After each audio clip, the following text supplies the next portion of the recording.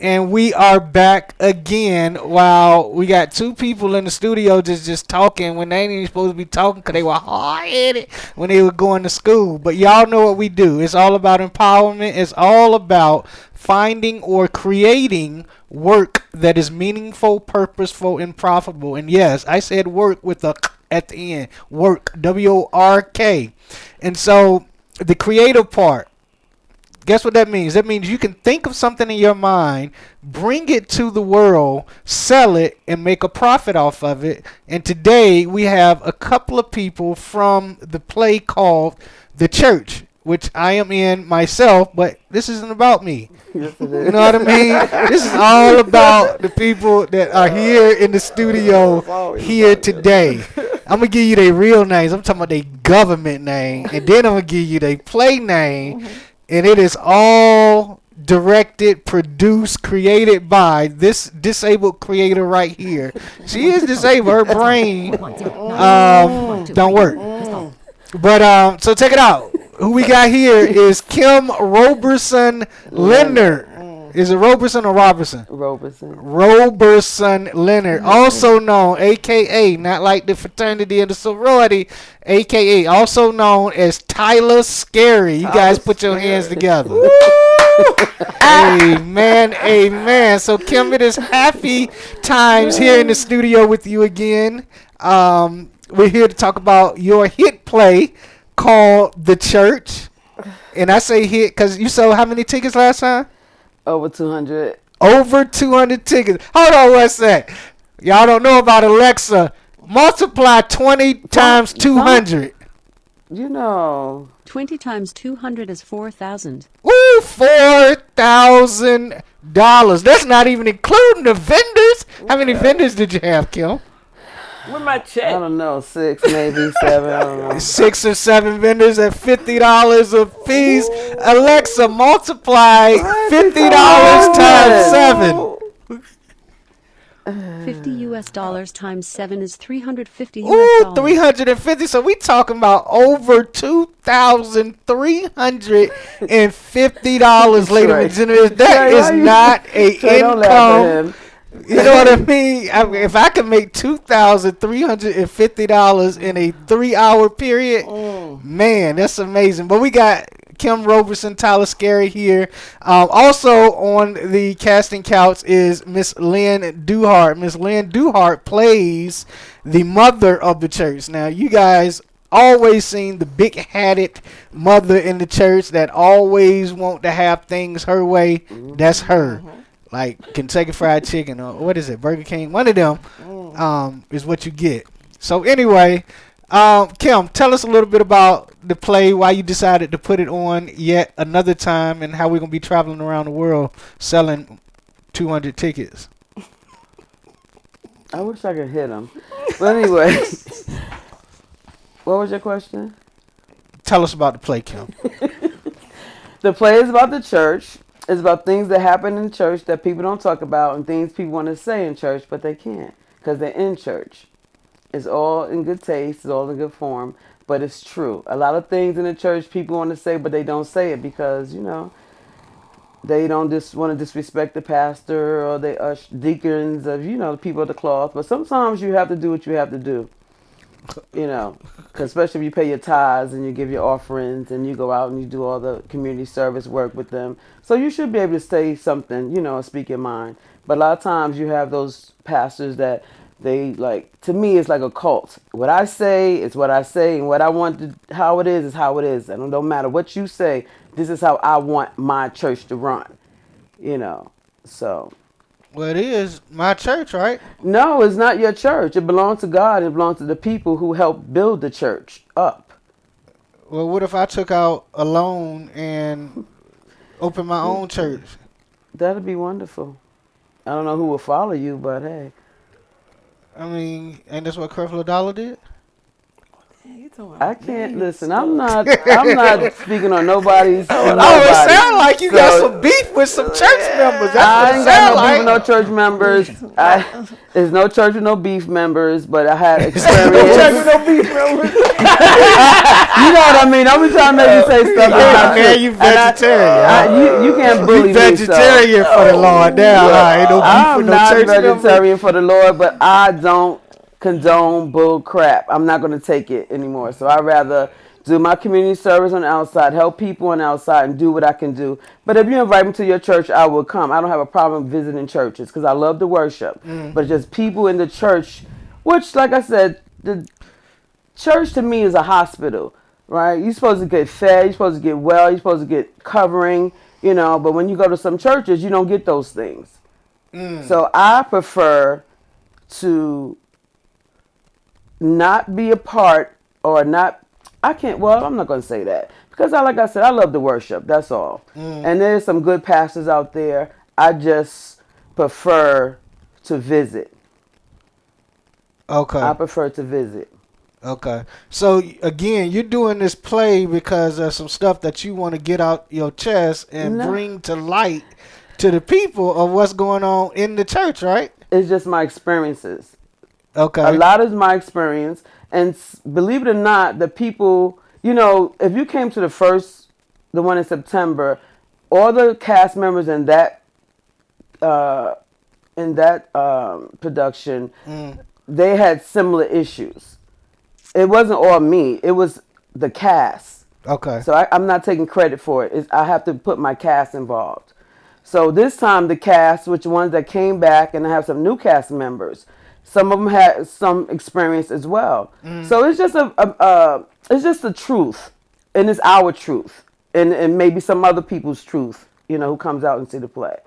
They had experience with that. Right. With sort of certain scenes. Right. So we I'm just in the put a play, little right? twist in it. Yeah, you in it. Okay. I don't know about after this interview. Right. So let me ask you this: if it's about the people in the play that had similar experiences, where were they at when you were writing the play?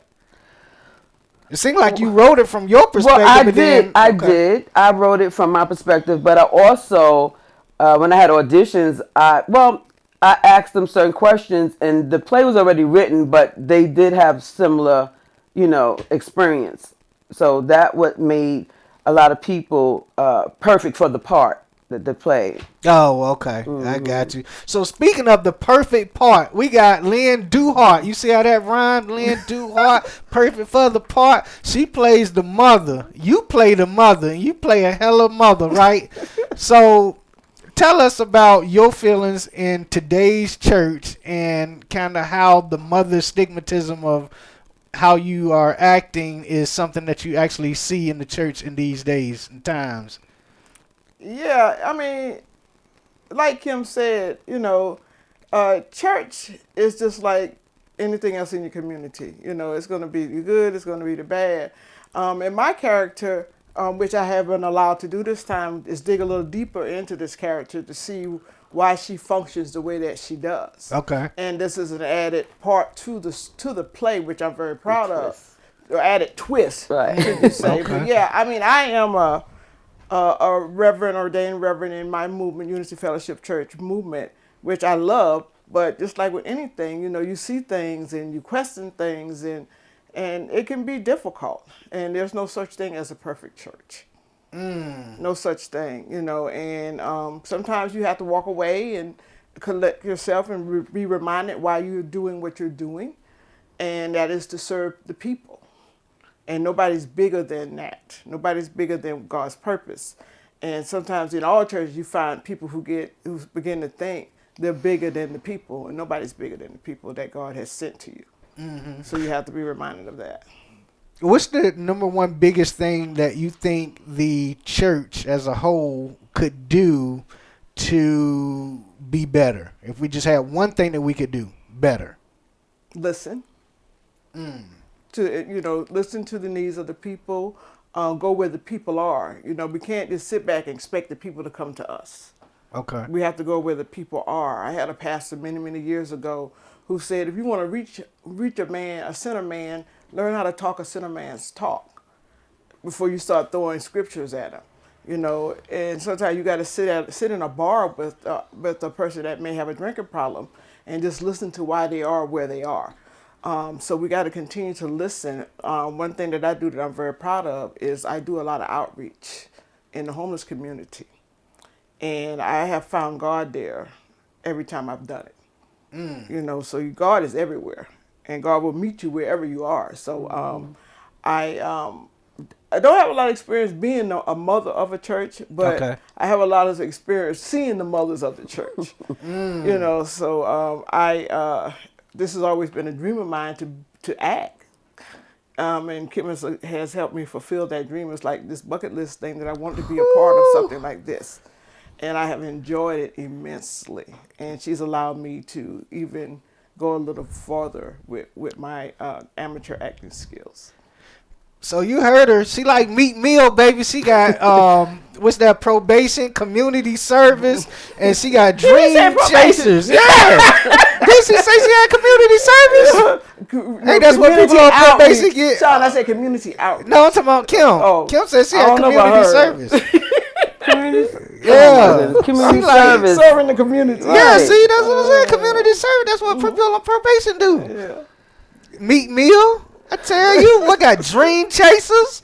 Look at her helping people capture their dream. Yeah, she She ain't right. paid a dime to nobody, but y'all, she made $2,350. There you go. You know what I mean? Just like a church. Just like a church. Don't do So that. That's disrespectful. shut up, Kim.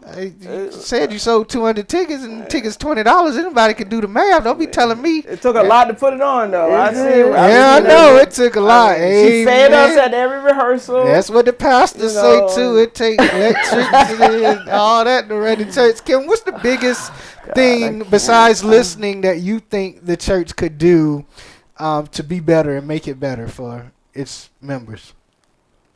Like Reverend Lynn Duhart said, listen. You have to listen to your members sometimes. You have to listen to your members. That's what I think. And not saying that we all right or wrong. It's not a right wrong thing. It's just you have to listen to them because it's a need while you're there. It's a need while we come into the church. It's a need. You don't come there just, I want to hear the choir. I want to hear the preacher preach. I come for the worship. I come for the word. Yes, I come for the fellowship. But there's more to that. Like, you have, I don't know. And it doesn't just fall on the pastor either. No, and it doesn't. It doesn't, and it states that in the play too. It's not about. It's not all about not all the time about what the pastor's not doing. It's us too. We make mistakes too. We come in there and think that, if I'm ushering. You can't do this. Only I can serve the pastor. Blah blah blah. But I think that the biggest problem that I had is trust. Trust. I'm gonna leave it like that. Trust. Okay. Well, you can't be no pastor because you don't listen. Because the question was, besides what Mother said, can you give us another one thing that the church could do? I just told you. Lord have mercy. We got other cast members, other play that we're going to interview that hopefully can understand that question. I say you can't say the same thing that Mother said. Mother already said that, Pastor, you don't listen. What, trust? She said trust? Oh, you said trust. Okay. Oh, I come guess on, I I said listen. trust. But shoot, you took me 30 minutes talk about a listen. Listen, Vashawn, you don't You have... can't repeat what she say and then come at the end with a little and trust. Shoot. So, Lynn, Mother, you are acting now and you're doing a marvelous job. When Thank Kim you. added on the additional part to the play, how did you perceive that? Was that more of you bringing out your ability to act, or was you like, oh Lord, something else? No. Actually, I asked for it. What? It was a part in the play where one of the cast members said something, and I said, "Oh, that would be interesting to go a little deeper into that statement." And so I talked to Kim and I said, I had to start. And now I'm thinking maybe that wasn't such a good idea. 'Cause she working me, man. She working me. But she was receptive to what I was saying. I was like, I caught something, and I said, I wonder if the audience would be more interested into why that statement was made, and now we can explain why mother is Feeling the way she is about certain things. So it was both of us, but what she did was help me bring it to life. Right. Yeah. I don't know why she's sitting here with us. This girl should be on the Tony Awards show last night, for real. I mean, she's a talent, She's a talent, and her spirit, with this play. I mean, Sean, she drives us crazy sometimes, but sometimes the end process is always so wonderful. Spell it ALLTHE time all the time. Yeah. All right, so Kim, the play is July 13th. Where is it located? It's going to be at the 3D Church on Panola Road, 2294 Panola Road, on Panola Road and Covington Highway, in the 3D Plaza complex, actually. Got you. How much are the tickets? It's $25 in advance, $30 at the door. Tell you, boy, you make $2,350 the first play. You gonna raise the price. They got to do the math on that, baby. Woo, don't laugh at him. Okay, I'm just saying. Trey, don't laugh. Trey, stop, Trey. Hey, y'all, we finally got a producer. I've been producing all these shows by myself, and now we got a producer. So Trayvon Rogers here. What's happening. So it is all good. So listen, Kim, any last words before we bring on the next cast member? I want everybody to come out and enjoy this play. We have some great actors, some first-time actors. Actually, no, they're not first-time actors, because now, look at Lynn. She's doing it again. LaShawn doing it again. You doing it again. Yeah. Who else we got doing it again? Look here. Lachelle doing it again. Rachel doing it again. Darren's doing it again. So, they no longer first-time actors. There you go. Lesbians, that's what they call them, right? The who? Lesbians. Lesbians, Vashawn, don't go there. Look it up. Research it. You're a smart man. You're a smart man. Research that word. Alexa, define thespian. He said this. As an adjective, As an thespian adjective. is usually defined as Is usually pertaining defined to as tragedy or to the dramatic art in general. As a pertaining noun, to the thespian is dramatic usually defined art. as a tragedian, an actor or actress. Oh, okay. All For right. more, There you go. ask me to give you more definitions for thespian. Nah, don't worry about it, Alexa. Appreciate it. Yeah, so she said an actor who has done it and has experience, so that's cool. Hey, LaShawn, can I give a shout out? Yeah, give a shout out. I want to give a Sorry, shout out I'm to not sure. Tika. Man, Tika keeps us sane. She's a part of the play, behind the scenes person, and she's so cool. So I just want to say, hey, thank you for everything you do. Yep. Tika is cool. Yeah. She be laid back. Yeah. She be the middleman between us and Tyler Scary over here. Yeah. When we really want something to happen, we talk to Tika. That's we right. That's right. And ask the That's question. right. It Shout is out to you, over. my sister. Thanks That's for right. everything. Amen. That's right. All right. So we're going to transition. We're going to take a pause for the cause. I would like to say, when you talk about church people, sometimes if the problem always persists, maybe the problem is you. But I'm just saying. But I'm going to be right back in 3, 2, 1. So y'all have a good one. Peace.